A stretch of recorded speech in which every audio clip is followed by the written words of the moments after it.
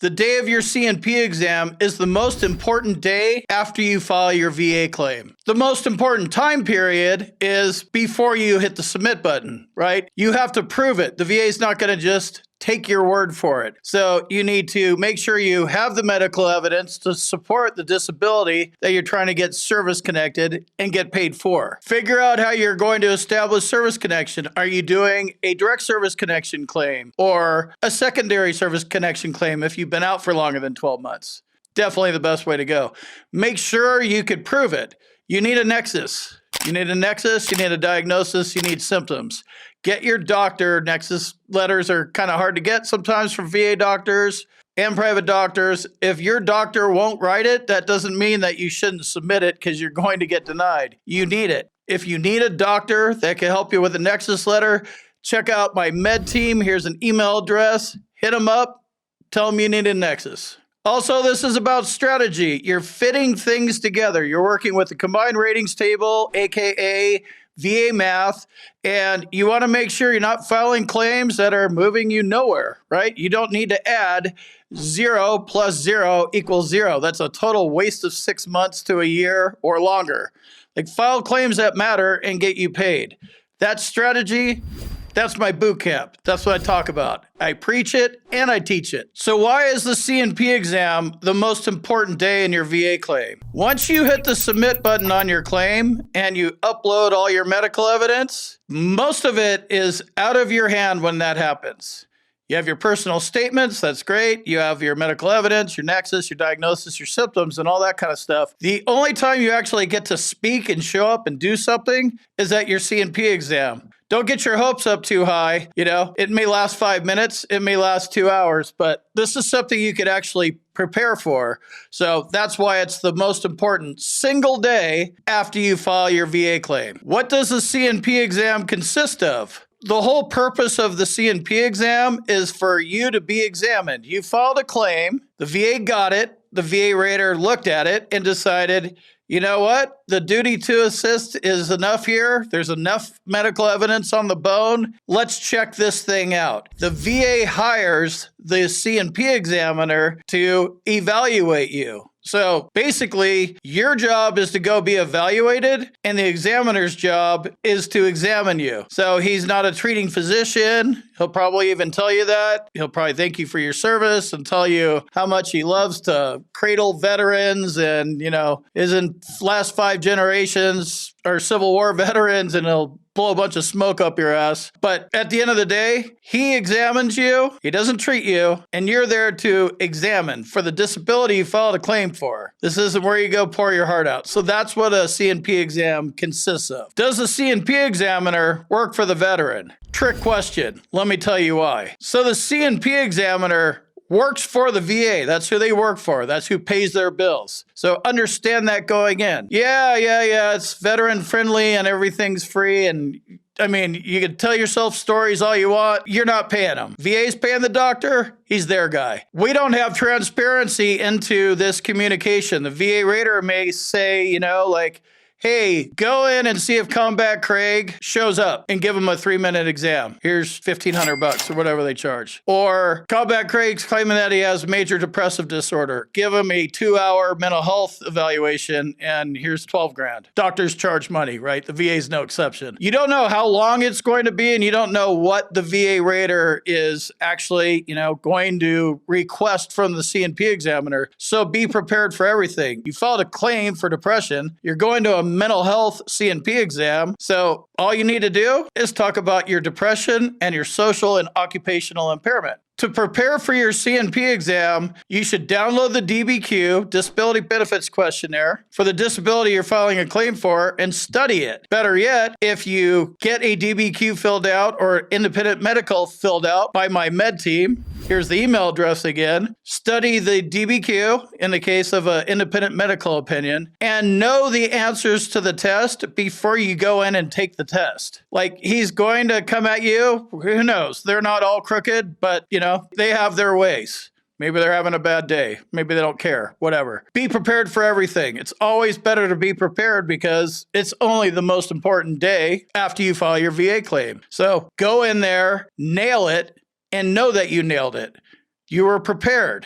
You knew basically what you were going to be talking about. You didn't go in there filing a major depressive disorder claim and you started talking about your bum foot and your tinnitus, and you didn't file a claim for that stuff. Or you're already service connected. You don't need to talk about disabilities you didn't file a claim for. What should you not say at a C&P exam? Well, don't lie and don't stretch the truth. If you're normally clean cut, shave once a day like I do, and your head, got a clean shirt on, cowboy hats dusted off, this is exactly how I would go to my C&P exam, because this is the way I am on a daily basis. I wouldn't show up in a suit, and I wouldn't show up looking like I'm homeless. If you're in a suit all the time, then wear your suit. If you're homeless and you look homeless, then show up like that, but don't pretend to be something you're not. Here's another thing you should not say at your C&P exam. You should not be answering questions that you weren't asked. You should say as little as possible as well. Combat Craig, do you have pain? Yes.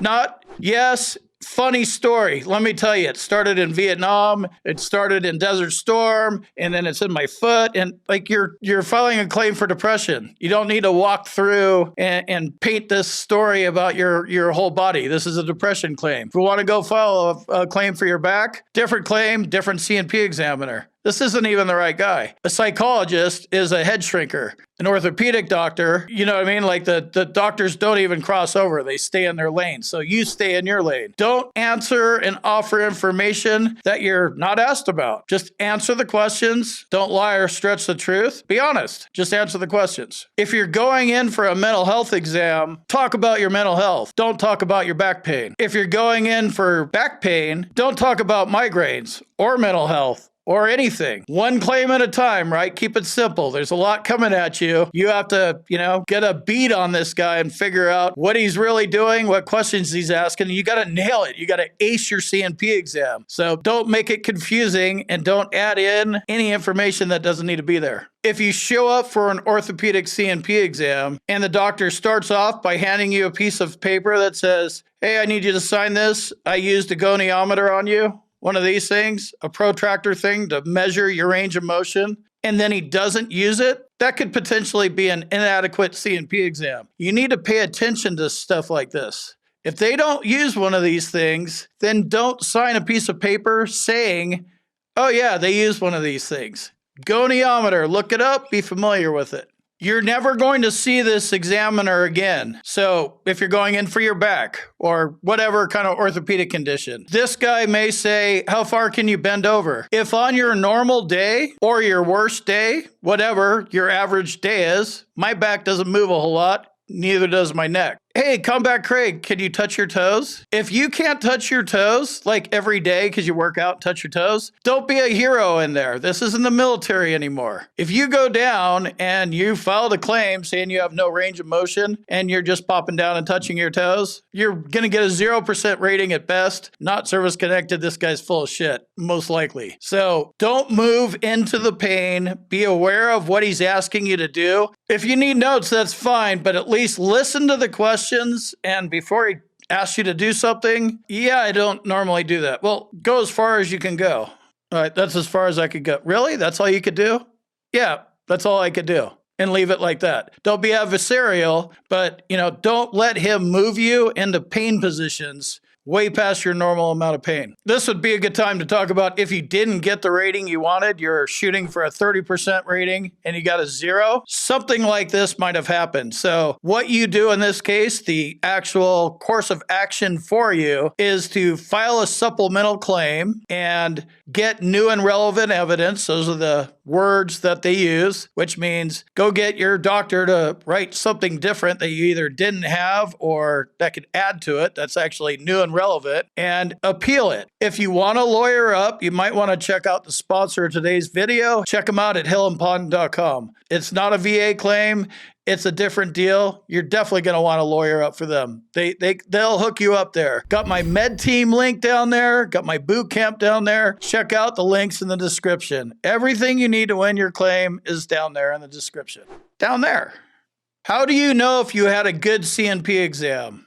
This one's really wonky. You don't. They don't tell you the results. You have to request them. And it's not like you just ask for them. You have to FOIA request them, a Freedom of Information Act. And it takes about 6 months. You have to get your VA claims file and get your entire C file, and then you'll see the notes in there. So you can't go in there and then see what was written about you. You'll get that information, but it's going to be way after you get your decision letter, which is when you get your rating decision. So this is where we need a lot of transparency. There's nothing there for us. Vote Congress in, vote Congress out, right? This is the system we've built. If we don't like it and we want to change it, then we need to get Congress to, do what we want them to do. One thing you should watch out for, using the goniometer example, right? Because now I know that Optum used to be LHI, QTC. I don't know if VES does it. They make you sign something saying yeah, we used a goniometer. So if that isn't used on you and the guy just eyeballs your range of motion, absorb that in, take mental notes. You may have had an inadequate C&P exam. If you are quick about this, you may be able to get that C&P exam not necessarily thrown out, but you might be able to get a new one. Take mental notes, pay attention to what's going on.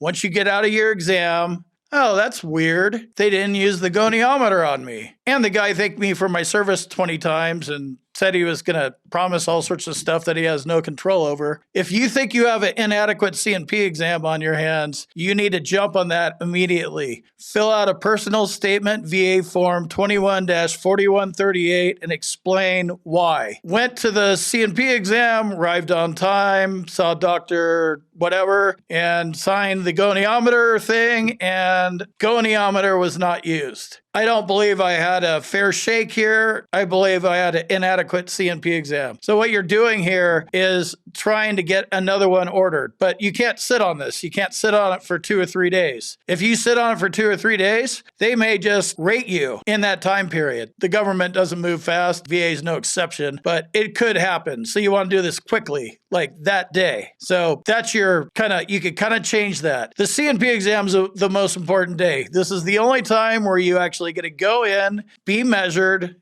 and sell your story to the examiner. And then if he's crooked, and he's crooked for something obvious like not using a goniometer, you could probably get another one ordered up. Not guaranteed, but for sure it's going to be on the record. Can the C&P examiner provide a diagnosis and a nexus? Yes, he could do that, and you could count on him to write a nexus. Most of the time, it's not going to be in your favor, which is why it's so important to get that positive medical evidence before you show up. If you show up with a nexus and it says at least as likely or not, or better, right?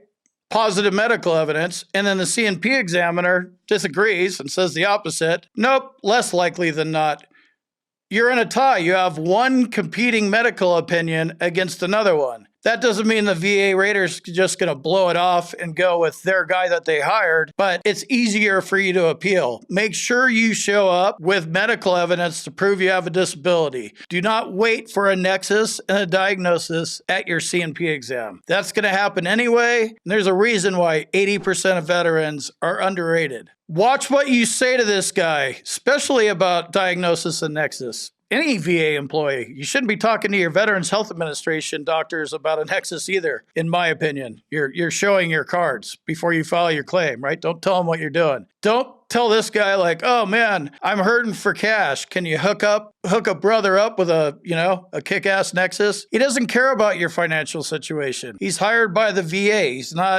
There's no empathy, sympathy. He just doesn't care. That's not his job. He also has no control over what your rating's going to be. A lot of C&P examiners, you're for sure. You got combat PTSD. I'm going to put in a good word for you. He's going to write a report because that's what he's hired to do. You go there and tell your story. What your rating might be, this guy has no control over. It is 100% up to the VA rater. Don't engage in the small chat with this guy. He's not going to hook you up. Thank you for your service.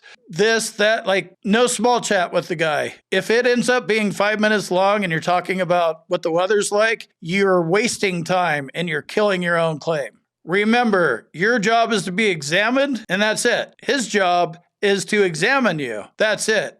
The end.